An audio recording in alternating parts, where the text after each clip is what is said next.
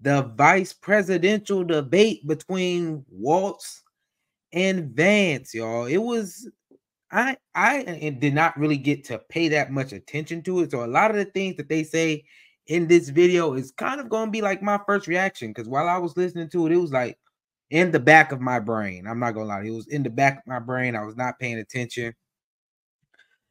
But yeah, y'all know it was probably, I feel like the vice presidential debate will probably give us a little bit more than the presidential debate from what I was hearing. So let's go ahead and get right into it. Like, I don't want to waste too much time. Let's go. We want as robust and aggressive as a federal response as we can get to save as many lives as possible. And then, of course, afterwards, to help the people in those communities rebuild. I mean, these are communities that I love. Some of them I know very personally in Appalachia, all across the Southeast. They need their government to do their job. And I commit that when Donald Trump is president again, the government will put the citizens of this country first when they suffer from a disaster. Donald Trump called it a hoax and then joked that these things would make more beachfront property to be able to invest in. What we've seen out of the Harris administration now, the Biden-Harris administration, is we've seen this investment.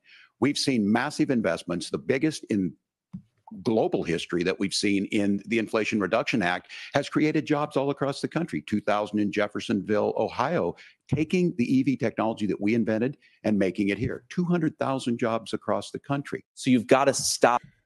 All right, y'all. So obviously they was just talking about the hurricane that came through.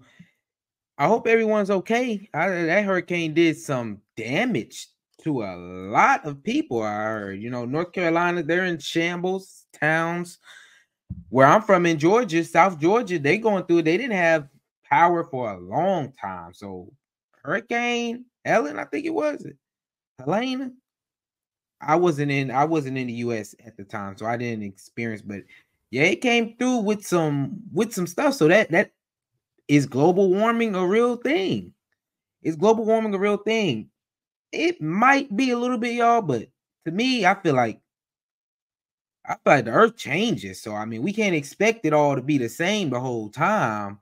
But with the whole energy and all that stuff, what type of energy we need to be using. Yeah, the whole EV mandate thing, I don't like that personally. You know, I don't feel like our infrastructure is all the way built out. And I don't think making EVs is going to change, is going to affect global warming on a mass scale. Yeah, it can lead towards the right direction, but we need to be working on getting renewable energy up and able to produce some cheap energy, because we can't keep on, you know, we fighting this thing, we fighting global warming, and at the same time all our energy prices keep going through the roof. So it needs to be a balance somewhere in there.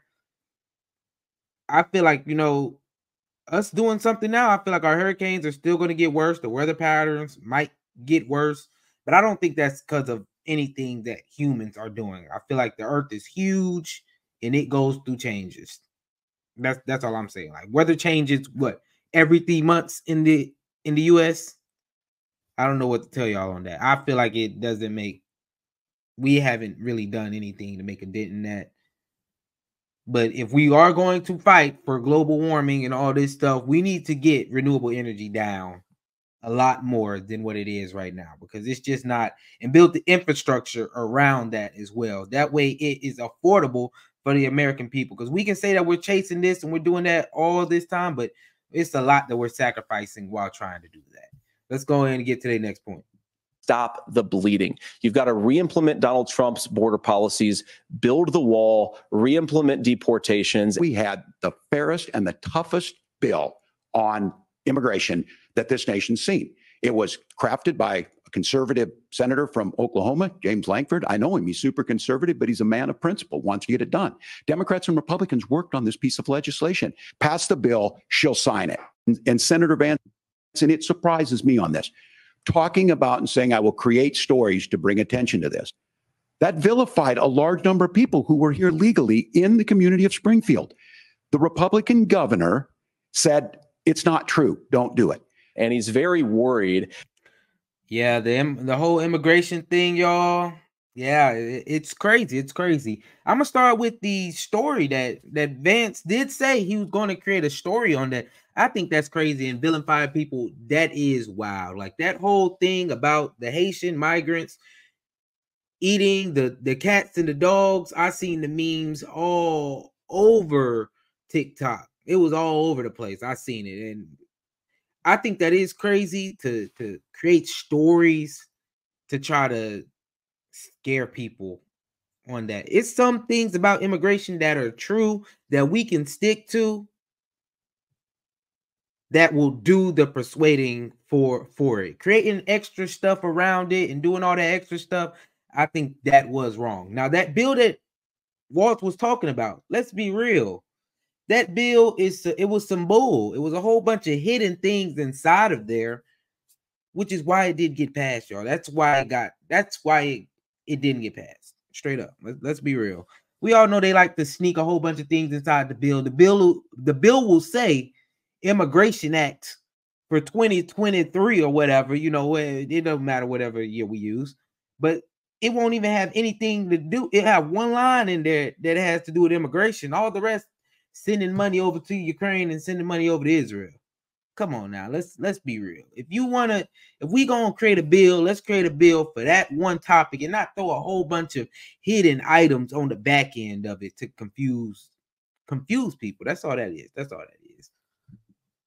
About the things that I've said in Springfield. Look, in Springfield, Ohio, and in communities all across this country, you've got schools that are overwhelmed. You've got hospitals that are overwhelmed. You have got housing that is totally unaffordable because we brought in millions of illegal immigrants to compete with Americans for scarce homes. And just to clarify for our viewers, Springfield, Ohio does have a large number of Haitian migrants who have legal status, temporary protected status. Well, Margaret, but thank you, Senator. We have so much to get to. Margaret, I think it's important we're because going to turn out of the economy. Thank Margaret, you. the rules were that you guys weren't going to fact check, and since you're fact checking me, I think it's important to say what's actually going on.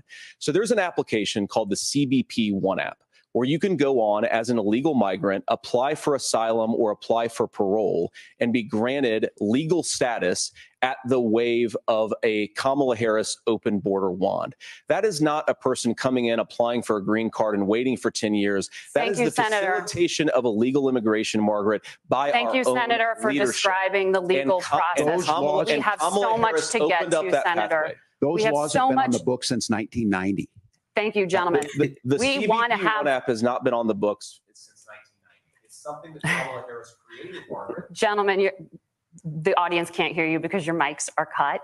We have so much we want to get to. Thank you for explaining the legal process. We will stay. Yeah, they weren't playing by the immigration. Y'all know that is a big topic out here. They kind of moved the focus over to like the Haitian migrants to me. That's what they've been moving the focus over to, but that's not even where a majority of the immigrants that are coming in are coming from. Let's be real. They're coming from the Hispanic countries. That's where a majority of them are coming from. So I feel like that's where I want the direction to go back to, because the Haitian migrants, they got a lot going on over there, I understand, but the majority of it is not the Haitian migrants. Let's be real. They're trying to vilify the Haitians and all that stuff. No, let's go back to the people who are where Vance was right. The people who are taking over schools and communities. That's the Hispanic migrants that are coming in. I don't, that's just from what I've seen, the community aspect in Chicago, in New York. We have Black Americans or poor immigrants who are struggling out here. And in those communities, I've seen, like from the news, y'all know it, we all know that those communities are struggling. So that's all I'm saying. Let's continue. Stay committed. And as the vice president said today we will protect our forces and our allied forces, and there will be consequences. It is up to Israel what they think they need to do to keep their country safe, and we should support our allies wherever they are when they're fighting the bad guys. Let voters make these decisions. Let the individual. Now y'all know they was just talking about that our Israel war with our who they going at, Iraq or Iran? I don't know exactly, but that thing is getting crazy. I heard they actually out there fighting right now though. I heard they actually out there fighting. And both of them had the same stance, y'all. Let's be real. Both of them just had the same stance right there. We backing up our allies. But somebody needs to go in there and tell them, yo, calm down. Because we really don't want, the American people at least, we really don't want to go to war. That's how I'm seeing it. That's how I'm seeing it. The American people really don't want to go to war. But the people with the money in America, they want to go to war. That's what they believe in. So y'all already know how it's gonna be. If Israel wants to go to war, I feel like we're headed down that path. That's how I feel. All the other stuff that we saying, I don't see it making a dent, honestly, in this whole topic. Because if Israel goes to war, we're backing them up. That is what it is.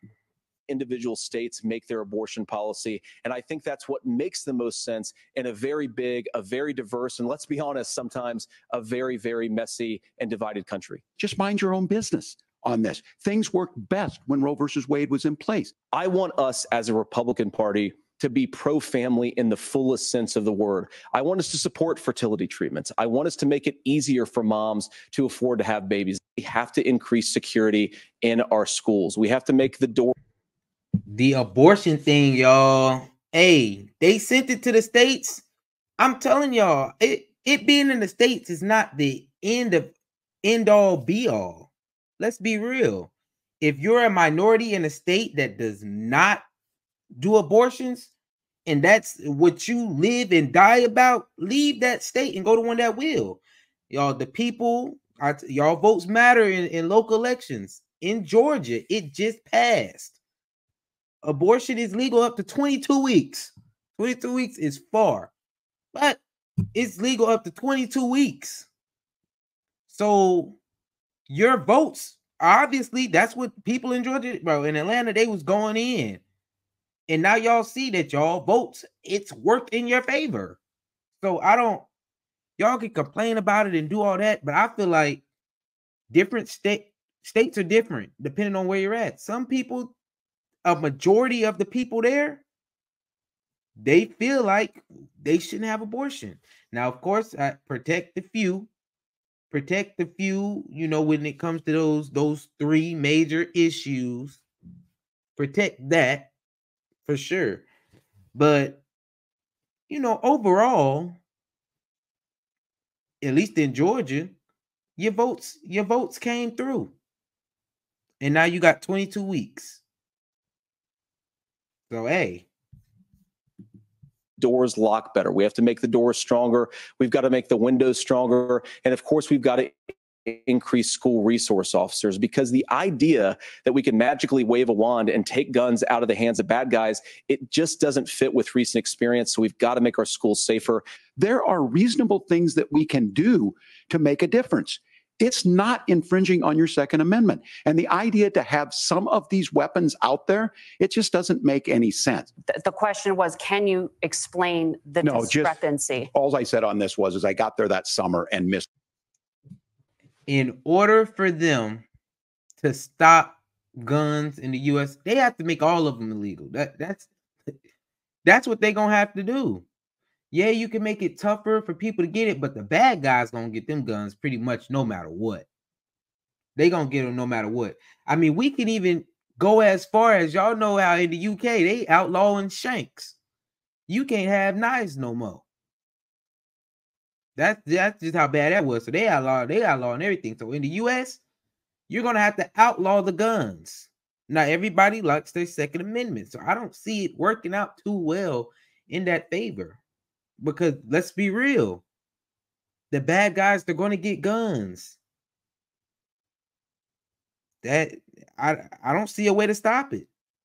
I honestly don't see a way to stop it. You know, you can regulate it, you can do all that, unless you take all the guns. I don't see it happening.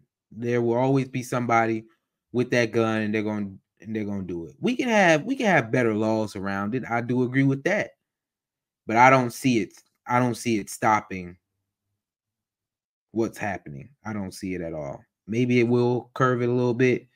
I don't see it happening. Misspoke on this, so I will just. That's what I've said. Yes. So I was in Hong Kong and China during the democracy protests went in. And from that, I learned a lot of what needed to be in governance. I was wrong about Donald Trump. I was wrong, first of all, because I believed some of the media stories that turned out to be dishonest fabrications of his record. But most importantly, Donald Trump delivered for the American people. To deny what happened on January 6th, the first time in American history that a president or anyone tried to overturn a fair election and the peaceful transfer of power. And here we are 4 years later in the same boat. I will tell you this, that when this is over, we need to shake hands this election, and the winner needs to be the winner. This has got to stop. It's tearing our country apart. I believe that we actually do have a threat to democracy in this country, but unfortunately, it's not the threat to democracy that Kamala Harris and Tim Walz want to talk about. It is the threat of censorship. He is still saying he didn't lose the election. I would just ask that. Did he lose the 2020 election? Tim, I'm focused on the future. Did Kamala Harris censor Americans from speaking their mind in the wake of the 2020 COVID situation? That is a damning non-answer. It's a damning non-answer for you to not talk about censorship. Now he's proposing a 20% consumption or sales tax on everything we bring in. Everyone agrees, including businesses, it would be destabilizing it. It would increase inflation and potentially lead to a recession. Look, this is simple for you. Where are we going? Kamala Harris has said to do the things she wants to do. We'll just ask the wealthiest to pay their fair share. He said Donald Trump makes the people. I'm telling y'all, I just don't believe in telling the wealthiest to pay their fair share.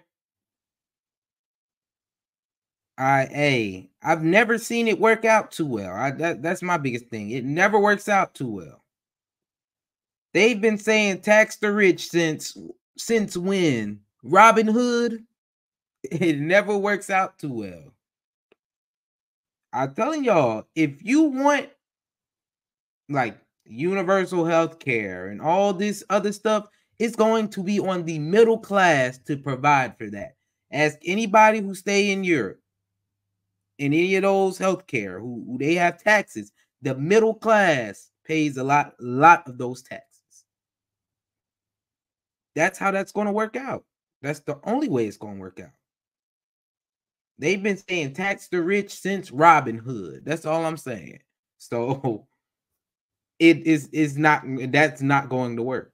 That's not the solution. That's not at all. Let's hear they final goals and let's go. People I care about afraid. A lot of America feels that way. We don't need to be afraid. Franklin Roosevelt was right. All we have to fear is fear itself. Kamala Harris is bringing us a new way forward. She's bringing us a politics of joy. She's bringing real solutions for the middle class, and she's centering you at the heart of that. All the while asking everyone, join this movement, make your voices heard. Let's look for a new day where everybody gets that opportunity and everybody gets a chance to thrive. I believe that whether you're rich or poor, you ought to be able to afford a nice meal for your family. That's gotten harder because of Kamala Harris's policies. I believe that whether you're rich or poor, you ought to be able to afford to buy a house. You ought to be able to live in safe neighborhoods. You ought to not have your communities flooded with fentanyl. And that too has gotten harder with because of Kamala Harris's policies. Now, I've been in politics long enough to do what Kamala Harris does when she stands before the American people and says that on day one, she's going to work on all these challenges I just listed. She's been the vice president for 3.5 years. Day one was 1,400 days ago, and her policies have made these problems worse. Stay up to date with this story. Hey, man, what y'all think about that? What do y'all think about the vice presidential debate? I feel like I'm gonna give my feelings. I will say Vance won for one reason only. This is why I'm gonna say Vance won, because I feel like overall it was better than the presidential debate. I will say that the presidential debate seemed more entertaining. It seemed like it was purely for entertainment than this one. This one felt like, they really talked about policies. They really talked about defending their president and all that stuff, who their running mate. They really did that. They really doubled down. So this felt more professional to me, just overall. But I feel like Vance did more for Donald Trump than Walz did for Kamala Harris. That's why I feel like Vance won. I feel like Vance did more to further Donald Trump because he's the total opposite of Donald Trump. You know, he knows how to debate, he knows how to speak. So he really held himself very well in this debate. While Walz didn't do bad at all, you know, he didn't do bad. It didn't do much more for Kamala, in my opinion. I feel like it didn't do much more for Kamala. You know, they kind of the same, they kind of speak the same on the same a lot of the time. Vance is so different in the way that he presents himself from Trump that I feel like it's a very shock on how he presents different topics that help Trump in the long run. That's why I feel like Vance won this overall debate. That's where I stand. But yeah, make sure y'all like, subscribe, and leave a comment. Let me know how y'all feel about the debate. Who won? What side you going for after that? Voting has already started, so make sure that you vote. You know, I think I'm gonna have to do some early voting, so I might have to save who I'm voting for a little bit. But yeah, that just is what it is. That debate's over with. It's the first and only one of this go round. Y'all know things started a little late. Yeah, let me know how you feel.